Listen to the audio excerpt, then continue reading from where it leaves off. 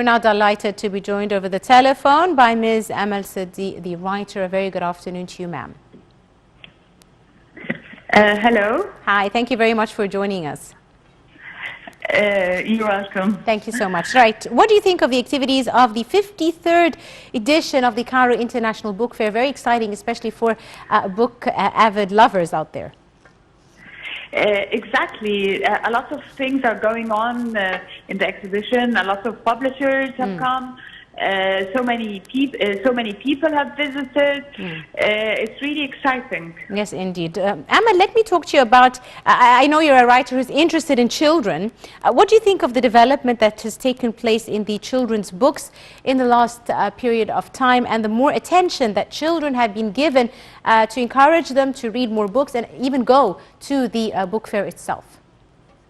Yeah, more colorful books have been published, and I think they have been using some technological effects also, like hologram, to show some.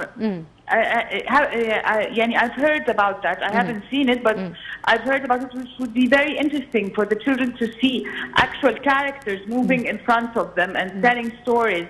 I think that's very good, to use the technological advancements we have. Yes.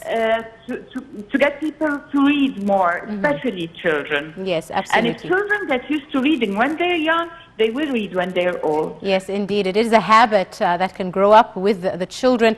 But let me ask you, Amal, with, you know, all that's been happening, technological advancement and lately online learning, how do you see audiobooks and online books, you know, affecting the printed book? Do you see it as replacing it or complementing it?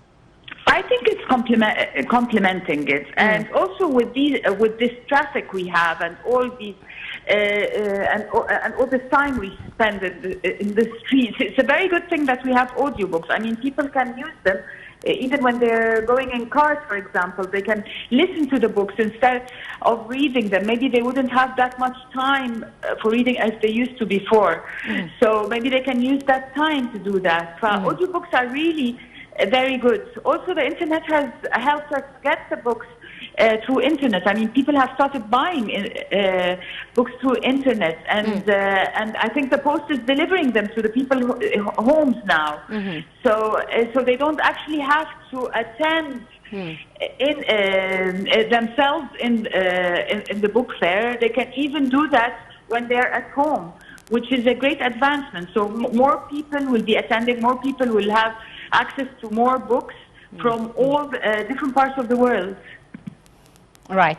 Dr. Amal, let's talk a bit about the role of social media. How do you see social media? Lots of people say social media is affecting books, it's affecting people's capacity and even time. It's taking people's time away from reading actual books, whilst others say, you know, social media can be used to advertise for more reading. How do you see the two sides of the argument?